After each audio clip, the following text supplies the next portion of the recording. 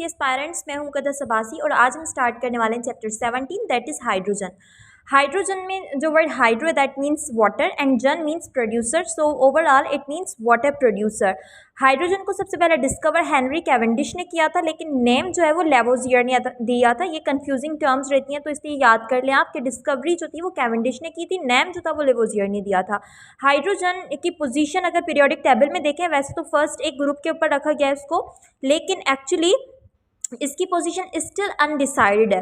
लेकिन ज़्यादा कैरेक्टर्स के फर्स्ट ए से इसलिए मिलते हैं क्योंकि जो पीरियोडिक टेबल है उसको हमने on the basis of electronic configuration set किया हुआ है, तो इसकी जो इलेक्ट्रॉनिक कन्फिगुरेशन है वो मिलती है फर्स्ट ए ग्रुप से। तो फर्स्ट ए ग्रुप में वैलेंस शेल में एक ही इलेक्ट्रॉन होता है, इसी तरीके से इसके पास भी एक ही इलेक्ट्रॉन है, इस वजह से इसको फर्स्ट ए ग्रुप से सिमिलरिटी है इसकी फर्स्ट ए ग्रुप से। डिसिमिलरिटी ये है कि फर्स्ट ए ग्रुप में जितने भी आते हैं एलिमेंट्स वो सारे मेटल्स हैं, जबकि और उसके अलावा सॉलिड्स भी हैं, और ये जो है गैस है, नॉन मेटल है, और जितने भी इस फर्स्ट ए ग्रुप के एलिमेंट्स हैं वो एक इलेक्ट्रॉन अपना देके प्लस आयंस बनाते हैं यानी केटायंस बनाते हैं, लेकिन इसके जो केटायंस बनते भी हैं तो वो फ्रीली एग्जिस्ट नहीं करते जैसे कि फर्स्ट ए ग्रुप के करते हैं।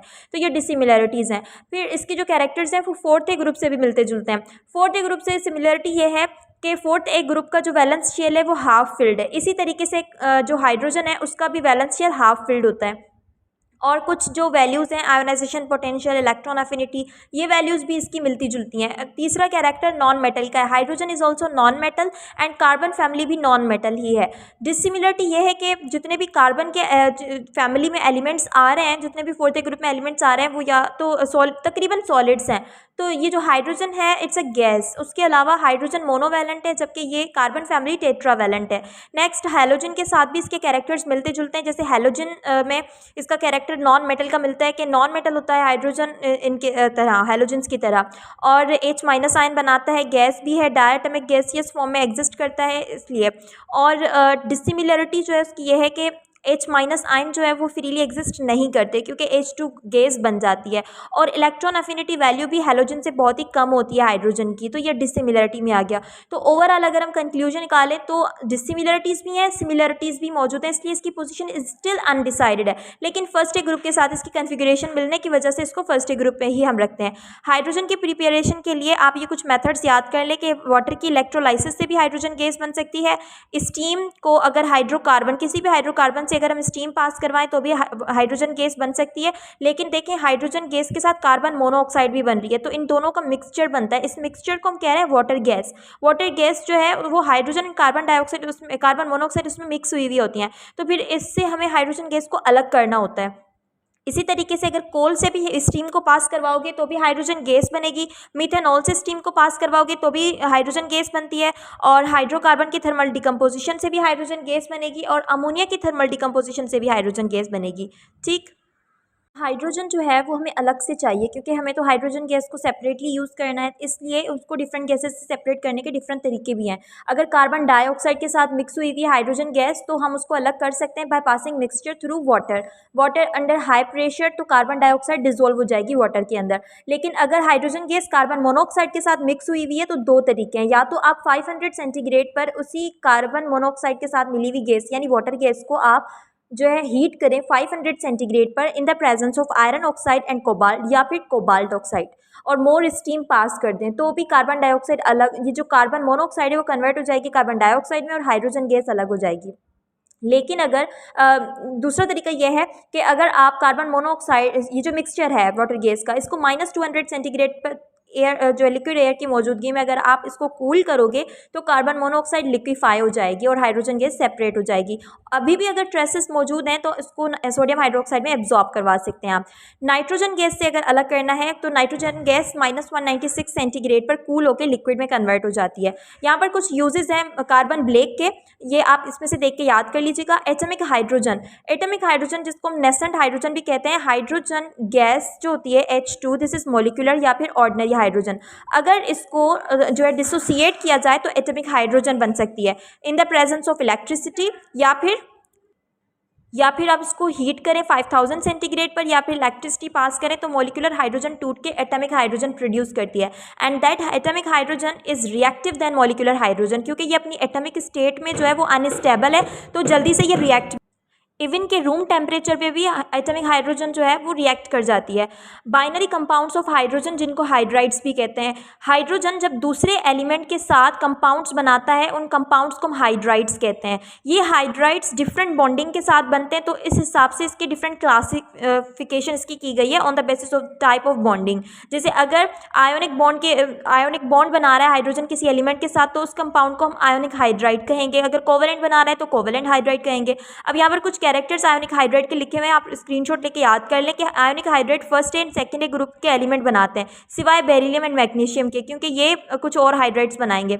जनरल फॉर्मूला ये है कि अगर फर्स्ट एक ग्रुप का एलिमेंट है, ये एम मेटल को शो कर रहा है, तो अगर फर्स्ट एक ग्रुप का एलिमेंट होगा तो एक मेटल एक हाइड्रोजन के साथ ही कंपाउंड बना लेगा, आयोनिक हाइड्राइड बना लेगा। लेकिन अगर सेकेंड एक ग्रुप है तो दो हाइड्रोजन एक मेटल के साथ बनाएंगे।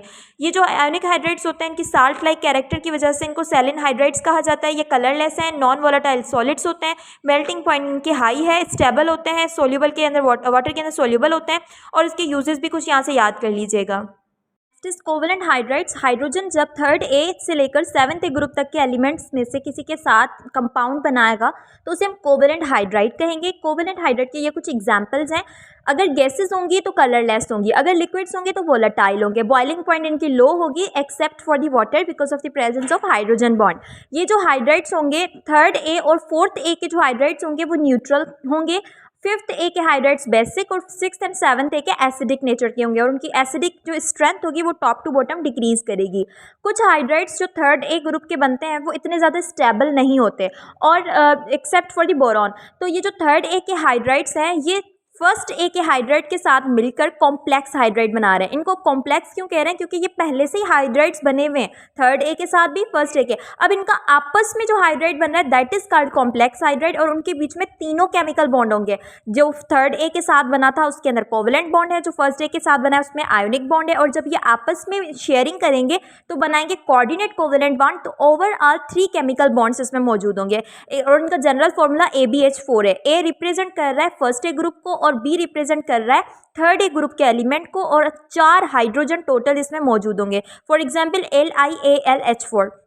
तो आप जो है वो इस तरीके से हाइड्राइड्स आपके सामने क्वेश्चन में गिवन होंगे और आपको रिकॉग्नाइज करना होगा कि ये कौन सा हाइड्राइड है। हमने फर्स्ट एंड सेकेंड ए की रिकॉग्नाइजेशन भी पढ़ी है, और अगर आपको पी ब्लॉक के एलिमेंट्स के नाम याद होंगे तो आप ये भी बता सकोगे कि इनके भी कैरेक्टर्स जो होंगे वो साल्ट लाइक होते हैं। ये 300 सेंटीग्रेड तक जो है वो स्टेबल होते हैं, वाटर के अंदर ये सोल्यूबल होंगे। फिर आते हैं मेटालिक हाइड्राइड्स पर। जो ट्रांजिशन एलिमेंट्स होते हैं बीच में, ट्रांजिशन मेटल्स जो डी ब्लॉक के मौजूद होते हैं वो मेटालिक हाइड्राइड्स बनाते हैं। अब इनकी कंपोजिशन नॉन स्टोइशियोमेट्रिक होती है, इंटरमीडिएट कंपोजिशन होती है, क्योंकि ये जो मेटल्स होते हैं इनके बीच में कुछ स्पेसेस खाली होती है जहाँ पर हाइड्रोजन गैस वो जो स्पेस होता है वो ऑक्यूपाई कर लेती है। तो इस तरीके से एक नॉन स्टोइशियोमेट्रिक कंपोजिशन के हाइड्राइड्स जो बनते हैं वो मेटालिक हाइड्राइड्स होते हैं। जैसे प्लाटिनम, निकल वगैरह, ये हाइड्राइड्स जो बनाएंगे वो मेटालिक नेचर के होंगे, मेटालिक हाइड्राइड्स होंगे, और बॉन्ड भी मेटालिक होगा। पॉलीमरिक हाइड्राइड में आए तो रिकॉल करें आप फर्स्ट ए ग्रुप के जो हमने पढ़े थे कि आयोनिक हाइड्राइड बनते हैं तो उसमें बेरिलियम और मैग्नीशियम इंक्लूडेड नहीं थे, क्योंकि बेरिलियम और मैग्नीशियम जो हाइड्राइड्स बनाते हैं उनकी composition between ionic and covalent hydride होती है, इस वजह से इनको हम पॉलीमरिक हाइड्राइड्स कह रहे हैं। फिर आते हैं border line hydrides. Border line hydrides first B, second B और कुछ एलिमेंट थर्ड ए के जो हाइड्राइड्स बनाएंगे वो बॉर्डर लाइन हाइड्राइड्स होते हैं। ये कुछ एग्जाम्पल इसकी गिवन है। अब इनके जो कैरेक्टर्स होंगे वो मेटेलिक और कोवेलेंट हाइड्राइड्स के इंटरमीडिएट होंगे। You can take screenshot. Topic is isotopes of hydrogen. Isotopes of hydrogen जो है वो जे थॉमसन ने डिस्कवर किए थे 1912 से 1913 में। और ये जो आइसोटॉप्स होते हैं एक्चुअली आइसो मीन्स सेम, और टॉप में ये जो पी है एक्चुअली ऐसा है नहीं, लेकिन ये एक थोड़ी सी ट्रिक होती है इसको याद करने की। आइसोटॉप में पी जो है वो प्रोटॉन को अगर रिप्रेजेंट कर रहा है तो सेम प्रोटॉन होंगे एलिमेंट्स के पास। इसी तरीके से अगर आइसोटोन है तो टॉन में एन आता है तो न्यूट्रॉन उनके सेम होते हैं। तो ऐसे दो एलिमेंट्स जिनके प्रोटॉन नंबर जो है वो सेम हो, न्यूट्रॉन नंबर चेंज हो, उसे हम आइसोटॉप्स कहते हैं। या फिर ऐसे एटम्स लेकिन होने सेम एलिमेंट के चाहिए, सेम एलिमेंट के एटम्स जिनका सेम एटॉमिक नंबर हो बट डिफरेंट एटॉमिक मास हो, उन्हें भी हम आइसोटॉप्स कहते हैं। आइसोटॉप्स हाइड्रोजन के भी गिवन है। मैंने एक टेबल याद करने के लिए कही थी इससे पहले, कुछ चैप्टर हम 9th के जब कवर हो रहे थे शायद, उसमें डिफरेंट आइसोटॉप्स थे एलिमेंट्स के, वो वहाँ से आपको याद करने। जैसे यूरेनियम से भी एक दफ़ा सवाल आ चुका है, और कार्बन के आइसोटॉप से भी सवाल आ चुका है। आइसोटॉप्स ऑफ हाइड्रोजन से भी बार बार सवाल आता है, वो यही आता है कि कौन सा आइसोटॉप है जो रेडियो एक्टिव है। खैर 3 टाइप्स ऑफ जो है आइसोटॉप्स इसमें गिवन है। These are protium, deuterium and tritium. ये जो प्रोटियम है, प्रोटियम को हम ऑर्डिनरी हाइड्रोजन भी कहते हैं और इसमें एटॉमिक नंबर 1 होगा, एटॉमिक मास इसका 1 है, यानी इलेक्ट्रॉन 1, प्रोटॉन 1, न्यूट्रॉन जो है वो इसमें 0 होगा। और जो हाइड्रोजन फ्री स्टेट में हमें मिल रही है उसमें 99.98% जो है वो प्रोटियम मौजूद है। ड्यूट्रियम जो है वो हैवी हाइड्रोजन कहलाता है और इसमें प्रोटॉन 1 है, इलेक्ट्रॉन 1 है और न्यूट्रॉन भी एक ही मौजूद है। तो एटॉमिक नंबर 1 हुआ, मास जो है इसका 2 हुआ। इसकी परसेंटेज 0.0156% है, यानी सबसे ज़्यादा जो ऑर्डिनरी हाइड्रोजन में आइसोटॉप मौजूद है दैट इज प्रोटियम। लास्ट में आ रहा है ट्राइटियम। ट्राइटियम रेडियो एक्टिव है और ये क्वेश्चन बार बार आता है कि ये रेडियो एक्टिव होता है। उसके बाद इसमें इलेक्ट्रॉन, प्रोटॉन, न्यूट्रॉन की तादाद लिखी हुई है, ये भी याद कर ले और परसेंट कैरेक्टर भी लिख ले कि कितना परसेंटेज जो है मौजूद होती है। और हाफ लाइफ भी याद कर ले, 12.5 ईयर्स इसकी हाफ लाइफ होती है। यहाँ पर ये चैप्टर कंप्लीट हुआ।